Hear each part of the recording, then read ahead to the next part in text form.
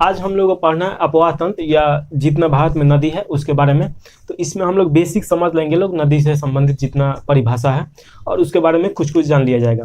तो सबसे पहले नदी क्या होता है, तो नदी का मतलब ही क्या होता है कि एक ऐसा जल का स्रोत जो कहीं से जल ले रहा है और एक निश्चित दिशा में प्रवाहित हो रहा है और दूर उसको पहुंचा रहा है। ये सैकड़ों हजारों किलोमीटर का हो सकता है और छोटा भी हो सकता है, 10-15 किलोमीटर का भी हो सकता है। तो इस प्रकार ये नदी का डिफिनेशन हो गया। तो अब यहाँ से स्टार्ट किया जाए तो देखिए, सामान्य जानकारी में जब नदियों का उद्गम जल निश्चित जल मार्गों में प्रवाह हो उसे अपवाह कहते हैं। यानी कि अपवाह का मतलब क्या होगा कि कोई नदी है, अब ये जरूरी नहीं है कि ये पर्वत से ही लेगा। देखिए, नदी अपना जो जल ग्रहण करता है 4-5 तरीके से जल ग्रहण करता है। जैसे कि जो 12मासी नदी रहता है लोग, वो ग्लेशियर से जल ग्रहण करता है लोग, या कोई बहुत बड़ा झील तालाब से जल ग्रहण करता है लोग। लेकिन कुछ मौसमी नदी भी होता है लोग, जैसे कि साउथ का जितना देखिएगा उसमें बहुत ज़्यादा मौसमी नदी है। बरसात के दिन में उसमें अच्छा खासा पानी आ जाता है और जब बरसात नहीं रहता है तो उसमें पानी घट जाता है। तो मान लीजिए कि एक निश्चित दिशा में प्रवाह हो रहा है, उसी को क्या बोलेंगे, अपवाह बोला जाएगा।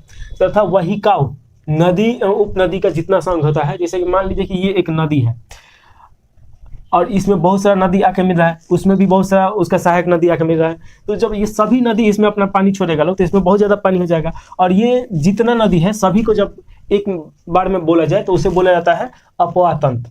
यानी कि ये पूरा एक तंत्र के रूप में काम कर रहा है। तो ये तो हम लोग समझ गए अपवाह और अपवाह तंत्र में क्या अंतर है।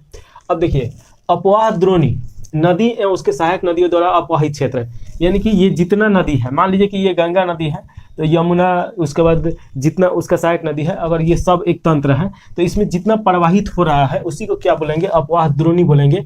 यानी कि इस नदी में जितना पानी है, जैसे कि ये इसमें जो प्रवाहित हो रहा है उसे अपवाह, और इसमें जितना पानी है उसे अपवाह द्रोणी बोला जाता है।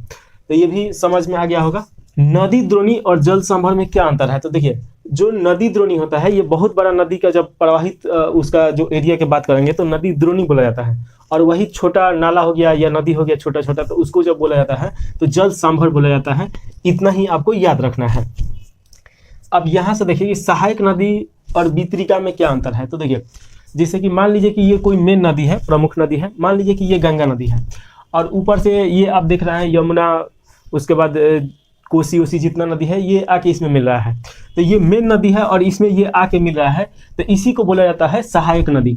ये एक प्रकार से क्या कर रहा है कि आप देख रहे हैं कि पानी लेके आ रहा है ऊपर से और इसमें पानी अपना विसर्जित कर रहा है, तो सहायता ही कर रहा है, तो इसीलिए इसे बोला जाता है सहायक नदी। और वितरिका नदी मतलब क्या होता है कि मान लीजिए कि कोई नदी है और उस नदी में से अपना पानी लेके और फिर एक नदी बन गया, फिर प्रवाहित हो और अपना पानी दूसरा जगह पहुंचाए, तो उसे बोला जाता है वितरिका। तो ये आपका एक वितरिका अलग होता है जो नदी में से पानी लेता है, और जो नदी में पानी देता है दूसरा नदी तो उसे सहायक, और जो नदी में से पानी लेके खुद नदी बन के प्रवाहित होता है उसे वितरिका बोला जाता है।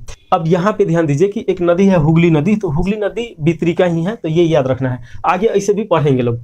अब देखिए, उद्गम स्थल क्या होता है कि कोई भी जब नदी होता है जहाँ से अपना पानी लेता है और प्रवाहित होता है, तो जहाँ से जब पानी लेगा तो वो उसी को बोला जाता है उद्गम स्थल। उद्गम स्थल या तो ग्लेशियर हो सकता है, तो ये ग्लेशियर, या आपका कोई पहाड़ हो सकता है, पर्वत में जो पानी रहता है वहाँ से पानी ले सकता है, या कोई झील हो सकता है, और एक और नदी हो सकता है जैसे कि मान लीजिए बरसाती नदी। तो इन तीनों में क्या अंतर है कि एक चीज़ आप देखिए कि जैसे मान लीजिए ग्लेशियर है, तो ग्लेशियर बहुत बड़ा बड़ा रहता है, तो उसमें से ये पानी लेगा तो ये 12मासी इसमें नदी में पानी रहेगा। वैसे ही आप देखिए पर्वत से पानी ले रहा है तो उसमें दो कंडीशन बन सकता है कि उस पर्वत पे अगर ग्लेशियर है तो उसमें आसानी से पानी रहेगा, अगर ग्लेशियर नहीं है, ऐसे छोटा मोटा झील उल है, तो वहाँ से पानी लेगा तो एक खास समय में ही लेगा। या ऐसे भी हो सकता है कि पहाड़ पे जो पानी गिरता है बरसात के दिन में तो वहाँ से एक नदी विकसित हो जाए, तो वो एक मौसमी नदी रहता है, यानी कि एक खास बरसात के मौसम में होता है, 2-4 महीना के लिए वो नदी बन जाता है, फिर धीरे धीरे विलुप्त हो जाता है। झील से जो नदी देखिएगा ये भी 12मासी नदी है, यानी कि सालों भर इसमें पानी रहता है क्योंकि झील बहुत बड़ा बड़ा रहता है। और बरसाती नदी देखिएगा तो ये मौसमी नदी है, ये किसी खास मौसम में आता है, यानी कि बरसात के मौसम में ही जब पानी गिरता है तो एक नदी का रूप धारण कर लेता है, और फिर जब बरसात खत्म होता है तो धीरे धीरे ये सूख जाता है। तो इस प्रकार नदी का जितना प्रकार था ये हम सब आपको बता दिए। अब यहाँ पे देखिए, जहाँ से नदी पानी अपना लेता है उस स्थान को बोला जाता है उद्गम स्थल, यानी कि वहाँ से उदय हो रहा है।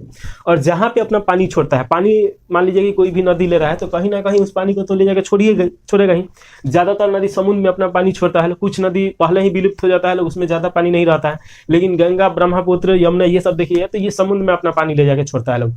तो आप देखिएगा जैसे कि गंगा, यमुना ये सब अरब सागर में या बंगाल के खाड़ी में अपना पानी छोड़ता है लोग। तो जहाँ पे पानी छोड़ता है लोग उसी को बोला जाता है मुहासा, यानी कि ये अपना पानी यहाँ पे विसर्जित कर दिया लोग तो ये क्या हो गया, मुहासा हो गया।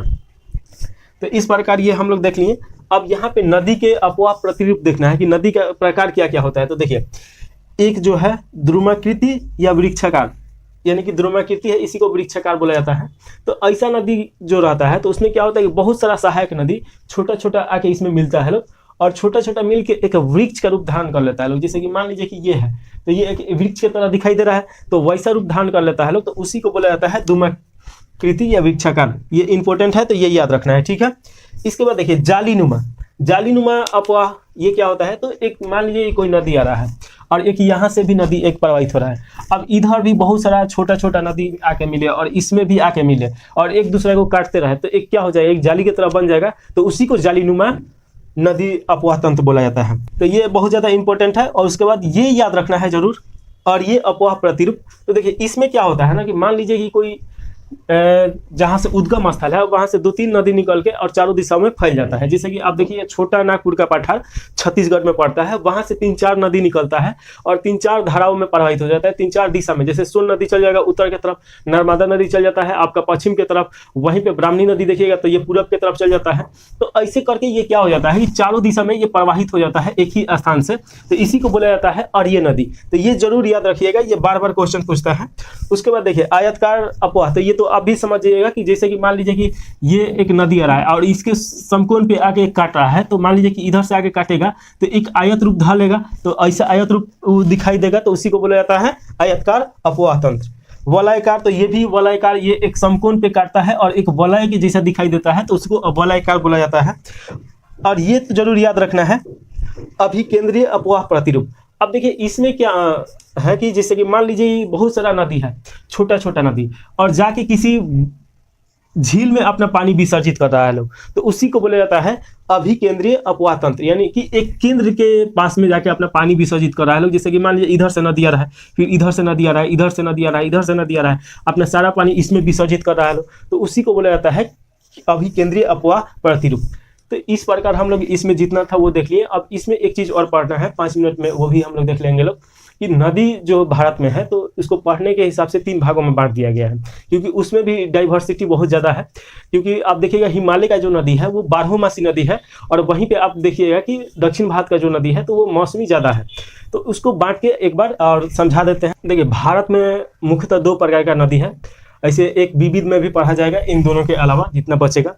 इसमें एक हिमालय नदी है और एक प्रायद्वीपीय नदी, इसको विभाजित किया गया है। जैसे भारत का जो मैप देखिएगा तो बीच में से अगर उसको काट दिया जाए तो ऊपर का जो क्षेत्र है वो हिमालय में आता है और नीचे का जो क्षेत्र है वो प्रायद्वीपीय में आता है। तो इन दोनों में क्या अंतर है, तो देखिए सबसे पहले हिमालय नदी का देखिएगा तो यहाँ ग्लेशियर से जितना नदी है लोग सब ग्लेशियर से पानी अपना जल लेता है लोग। तो ये 12मासी है, यानी कि ये 12 माह क्या होता है, इसमें पानी रहता है और ये नदी प्रवाहित होता है लोग। वहीं पे आप देखिएगा प्रायद्वीपीय में जो है यहाँ पे तो बड़ा बड़ा ग्लेशियर है नहीं, तो यहाँ पे जो नदी पानी लेता है लोग तो या तो किसी झील से लेगा लोग या तो मौसम जो बरसात का दिन है उसमें से लेगा लोग। तो ये 12मासी नहीं रहता है लोग, ये मौसमी नदी है लोग, यानी कि ये मौसम एक किसी खास मौसम में नदी बन जाएगा लोग और फिर मौसम खत्म तो ये भी नदी भी धीरे धीरे समाप्त। अब यहाँ पे देखिएगा कि ये जो नदी है इसमें डिस्टेंस बहुत ज़्यादा है। गंगा नदी देख लीजिए 2525 किलोमीटर का है, ब्रह्मपुत्र देखिएगा तो 3700 कुछ किलोमीटर का है, सिंधु नदी देखिएगा तो वो भी 2800 कुछ किलोमीटर का है। तो ये बहुत बड़ा बड़ा नदी है लोग। और उसके तुलना में इधर देखिएगा आपका कृष्णा नदी, गोदावरी नदी, तो ये 1300-1400 किलोमीटर का है। तो इसके तुलना में ये छोटा है लोग और ये इसके तुलना में बड़ा है लोग। तो ये याद रखना है, ये इसके तुलना में छोटा और इसके तुलना में ये बड़ा है। उसके बाद याद रखना है ये डेल्टा बनाता है लोग, और ये डेल्टा नहीं बनाता है लोग, ये दलदली भूमि बनाता है लोग। और दलदली तो डेल्टा क्या होता है कि जैसे देखिए ये नदी मान लीजिए कि गंगा नदी है, अब यहाँ से ये प्रवाह हो रहा है, तो जब प्रवाहित होगा और किसी ना किसी पर्वत से निकलेगा, किसी ग्लेशियर से निकलेगा, तो वहां से जब प्रवाहित होगा तो जितना इसमें कूड़ा करकट होगा, जैसे पेड़ तो आसपास में होगा ही, तो वो पेड़ पौधा या जब पर्वत से टकराता है तो पर्वत को भी बुरादा बना देता है छोटा छोटा, तो ये साथ में बहुत सारा गाद लेके आता है और ये निक्षेपित होते होते जब यहाँ पे लेके आएगा तो ये समुद्र का पानी है और ये खारा रहता है और ये मीठा रहता है। तो ये क्या करता है समुद्र की, उधर से वो सब गाद इधर फेंक देता है, ये समुद्र के अंदर गाद जाता नहीं है और वो गाद क्या होता है कि यहाँ पे इकट्ठा हो जाता है और ये डेल्टाई भूमि बना देता है और ये बहुत ज़्यादा उपजाऊ होता है। इसी को जलोढ़ मिट्टी बोला जाता है और जलोढ़ मिट्टी का निर्माण ये बहुत ज़्यादा करता है और ये बहुत ज़्यादा उपजाऊ होता है, इसमें खनिज का मात्रा बहुत ज़्यादा होगा।